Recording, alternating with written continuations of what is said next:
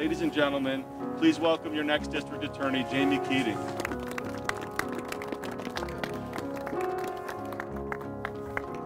Good afternoon. Please join me and bow your heads in a moment of silence for the officers who are remembered here at this memorial.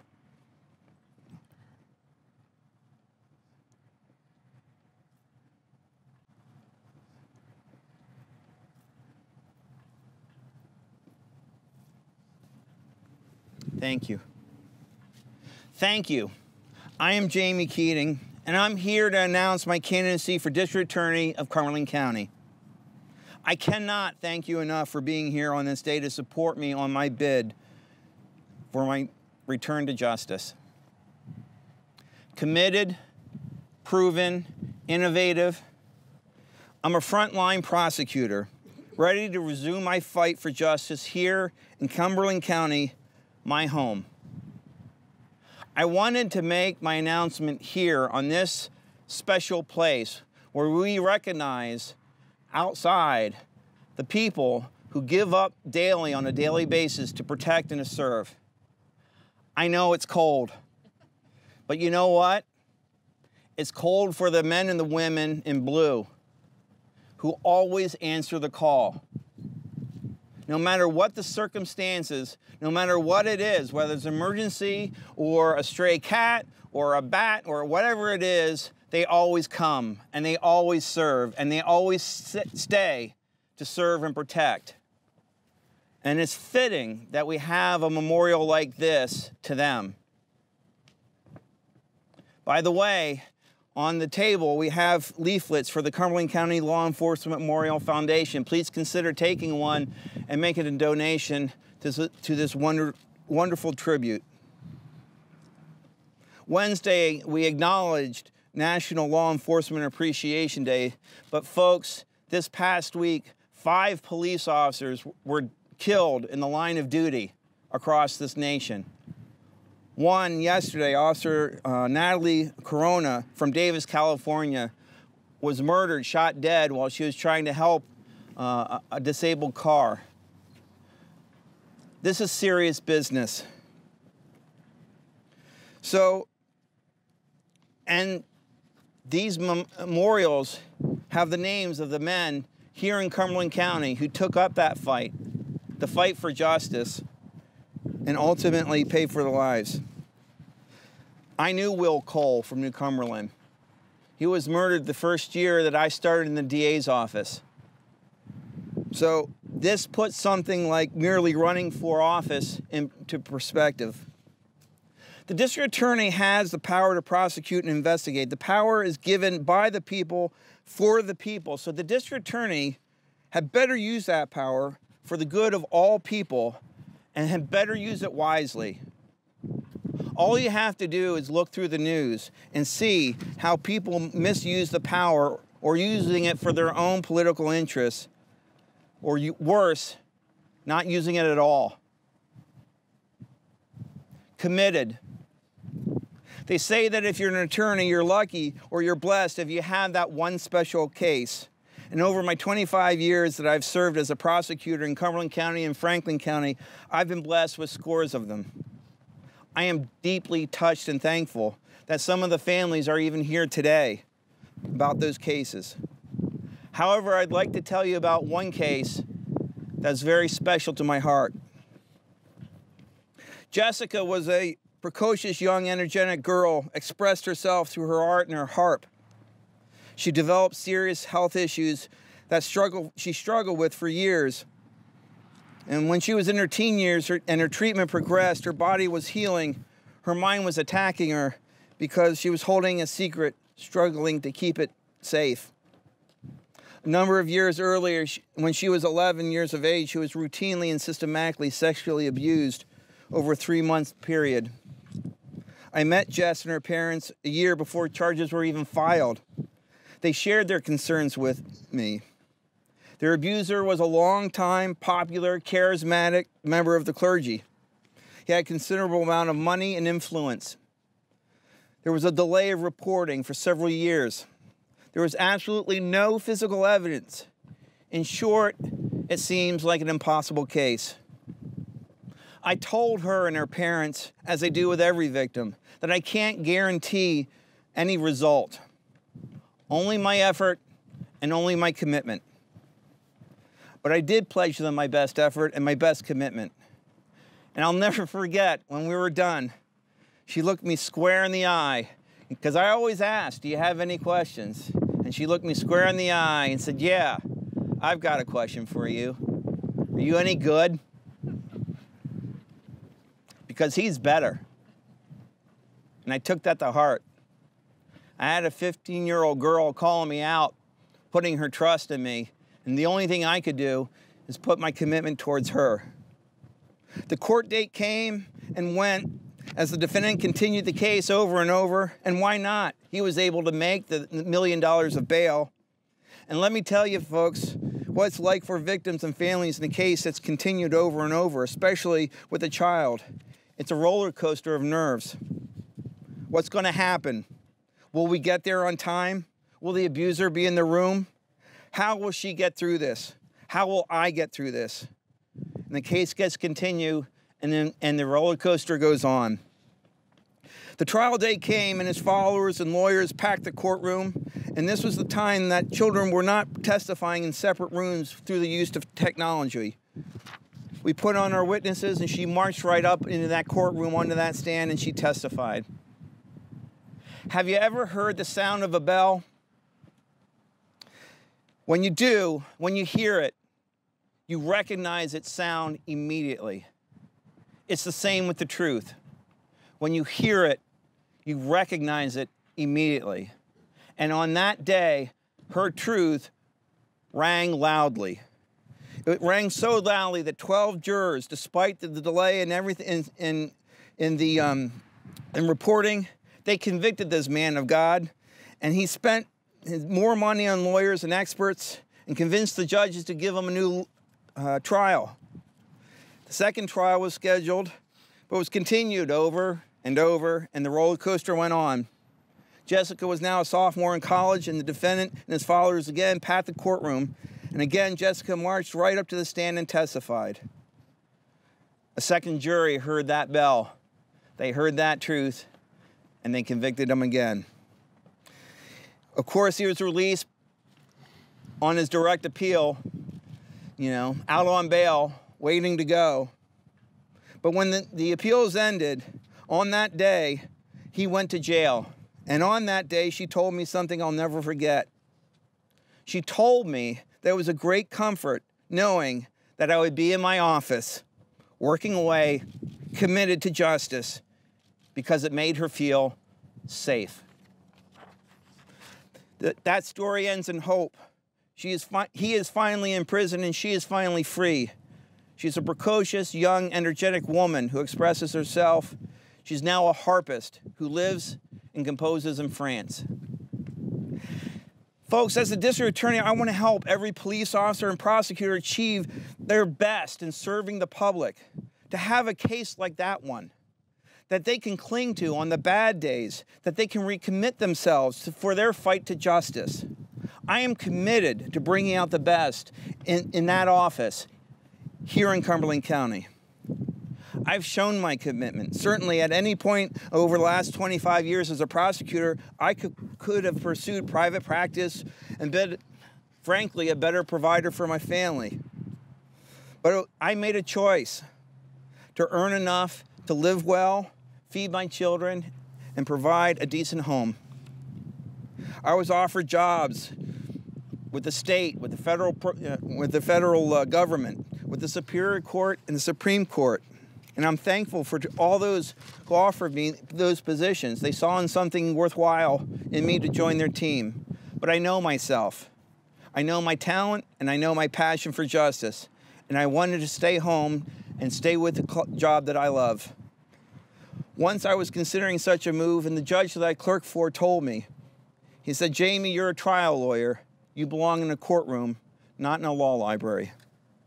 Driving out in the snow in the middle of the night where a young girl and her child that she was carrying were shot and murdered by her boyfriend. Listening to heroin addicts describe the hell that they have gone throughout their entire life, and watching some of them succeed and watching some of them fail and ultimately pass away. Traveling up and down 81 to the scenes of traffic fatalities so that I could meet with the deceased families and tell them, I was with your loved one. They didn't die alone. The first infant autopsy, the last infant autopsy.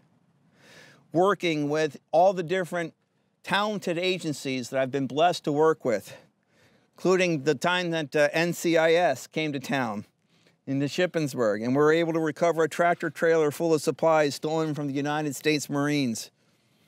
We're fortunate enough to get it back to them on November 10th. Anyone know that date? Yeah, happy birthday to the Marines. We got your stuff back. Ladies and gentlemen, I have demonstrated my commitment. Being late for everything, the missed functions, the leaving early from family events, the sports, the late arrivals to school activities, the urgent visits to the house from the police, the phone calls that woke the babies, the interruptions to the meals, not coaching or being a scout den leader because you cannot ensure that you will make the practices or the scout meetings. Making that last one call to the officer or to the victim from the office, even though dinner is waiting, or you're late for your own announcement for your office. People have asked me, why don't you run for judge? But as a trial lawyer, I think I'd be a good trial judge. But I'm a frontline prosecutor. I've never quit. I've never vacillated from that commitment to my cases, to my community, to my passion for justice, and to you. I'm a Cumberland County trial attorney, and I want to return to the Cumberland County courtrooms. Proven. Let me tell you about the first time I was sworn to uphold the law. In kindergarten. My best friend was a boy named Alex. He lived across the street, and we couldn't be more opposite. He was from a small Jewish family, and I had a big Irish Catholic family. He had light hair and perfect teeth, a great smile, and I had black hair. Yes, I had hair. Thick glasses and crooked teeth. He was kind of serious and thoughtful, and I was neither. But he laughed at my jokes, and that's all I needed in a best friend at the time.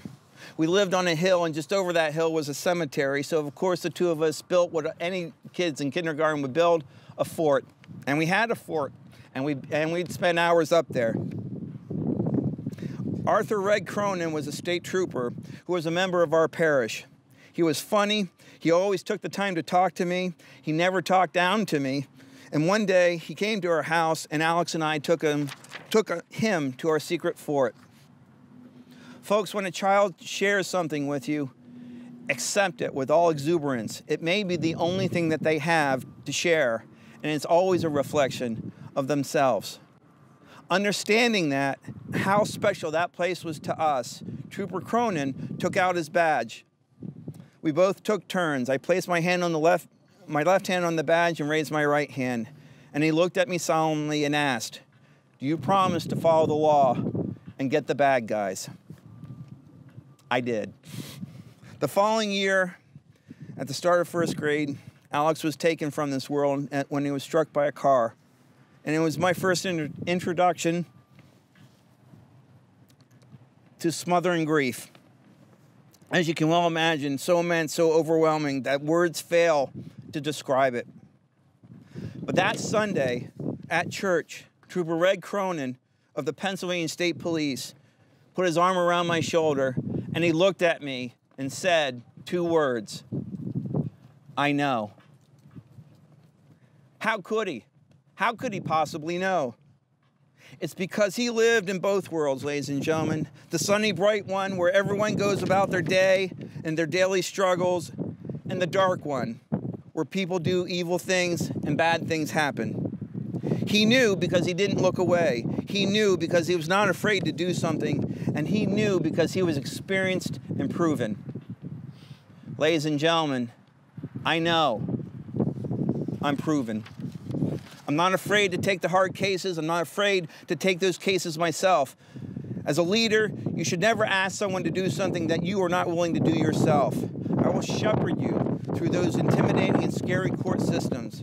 Not just the murder cases, but the heroin suppliers, the domestic violence, sexual abuse of children and adults, littering, political corruption, physical abuse and of children and sexual abuse of children. Over the years, it's true, I've made enemies. That's the price for standing up for what is right. It's the price when you talk when people don't want to listen. And by the way, if you have any questions, they're right across the street at the Cumberland County Prison. But you know what? Stand up anyway, speak up anyway, and live with the consequences knowing that you did your best and accept those consequences. If the DA doesn't bring those cases to court, if the DA doesn't speak up in court, if the DA doesn't champion those cases will never be heard, and your voices will never be heard. This power is given for the benefit of others, not for any personal gain. And I know that, and I teach that. The district attorney must set the culture within the office. A leader has people who follows them. A manager has people who work for them. I've covered every type of court in Cumberland County as an attorney can do: traffic court, juvenile court, treatment court, trial court, the appellate courts. Ladies and gentlemen, I'm proven. Innovative. In a criminal trial, there are a lot of curveballs that are thrown at prosecutors, and you have to be creative and innovative. So let me tell you one last story to illustrate my point. When I was first assistant for a number of years, I volunteered for juvenile court. Yes, I volunteered for juvenile court.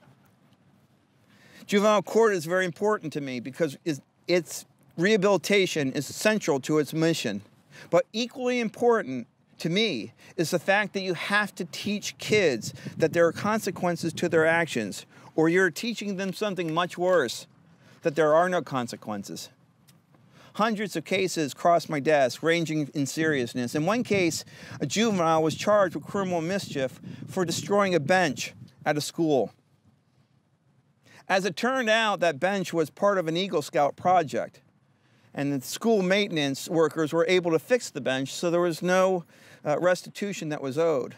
Now, if we treated that case like any other case, the kid would have been ordered some type of supervision with conditions. After all, that's the way you always do it. But this case presented a unique opportunity in an attempt to rehabilitate a juvenile while teaching him consequences. As it turns out, I knew the Eagle Scout. It was my son, William. So I proposed a crazy idea: to have the juvenile build an additional bench for the school. There's nothing like building something with your own hands. First, I was able to work with juvenile probation. They were excited about the idea. And then when I told people in the community about the venture, they were only too happy to donate supplies and help pre-cut and drill the materials. And finally, I knew the Eagle Scout with some experience in building benches who immediately volunteered, not knowing the circumstances of who or why. And when that Saturday morning came, I introduced the juvenile to William, not telling the juvenile that William was my son, nor telling William what the juvenile did. William showed the juvenile what to do, but the juvenile did all the work. It took all morning. But when we were finished, I asked him, "It's a lot easier destroying something than building something, isn't it?" And he agreed. And I asked him, "But it feels better building something than it does tearing something down, doesn't it?" And he agreed with a smile. That smile dropped when I told him that the bench he destroyed was built by William, the boy he spent the morning with. Putting a face of victims to their consequences teaches juveniles. On that day, that juvenile learned the pride that comes with accomplishment and the consequences of his actions and how they impact others. Innovation is crucial. The ability to come up with the right answer and creative solutions. We have to be innovative in preventing crime as much as we are in trying to solve crime. I've partnered with the schools and talking to kids about making healthy choices of drugs. I've guided parents on strategies on how to safely monitor their children's use of the internet. I've instructed public on the concealed carry firearms seminars in public clubs. I've helped municipalities throughout this county institute the Heroin Initiative. I'm so proud that I was able to work with, and I don't say that lightly, with the Cumberland County Drug Task Force. So proud of their accomplishments. Innovative ways to keep families safe, but we can do more. We owe it to our children to use available technology to protect them in the courtroom. We owe it to our elderly to protect them from having their life savings stolen. We owe our businesses to help them protect themselves so they continue to prosper within the county. I have applied my creativity in the courtrooms to the streets. These skills spill out into real life when the police call you in the middle of the night during a dead sleep. Can I kick the door in? Do we need a search warrant? We found a human brain in a jar under a porch. What do we charge? How do we get call data records? And the worst of all, an officer's been shot. A district attorney has to know the answers immediately, and he has to be available 24/7. The DA has to train and educate the assistants so they give out the right information in real time. Otherwise, people will get hurt, people will get sued, and criminals will go free. I love working in the Cumberland County District Attorney's Office. I've taught elected DAs and prosecutors about their ethical duties, and I've been recognized across the state for teaching hundreds of prosecutors on how to prosecute cases. So I'm excited about working with the new crop of attorneys in the Cumberland County District Attorney's Office. I love working with my brothers and sister prosecutors in Franklin County DA's office. They have made me welcome and honored me by their presence today. It's awesome. Like a narwhal. By the way, Ian Brink is running for Franklin County Judge, and they have a wonderful opportunity to put him on the bench. They have taught me things in Franklin County that we can easily incorporate in Cumberland County to reduce the crippling backlog of cases without spending taxpayers' money and without sacrificing the integrity of the case that our police officers have spent days, weeks, and months putting together, just to plead it down to get some type of win. Sometimes risking everything is better than settling for something. Yes, you have to be tough on crime and smart on crime, but you have to be tough on crime before you can be smart on crime. With the fastest growing county comes the fastest growing problems that require a frontline prosecutor like me. In closing, it seems like the national pastime lately is to complain about all the problems of this world. A police officer who is a friend of mine recently remarked to me that I said somebody should do something about that, and I realized that I am somebody, and she is absolutely right. Folks, you are somebody. You don't have to just complain. Do something. Have the will. You have the power. Make the effort. There's a primary election coming up on May 21st. I'm not a politician. I'm a prosecutor. I don't have a lot of money. I don't have a lot of influence, but I am somebody. And I'm somebody who's willing to do something. I am committed. I am proven. I am innovative. Join me in the fight to make Cumberland County safer for our families, friends, and neighbors. I am Jamie Keating. I am a frontline prosecutor with a passion for justice. Help me become the next district attorney of Cumberland County. Thank you and God bless.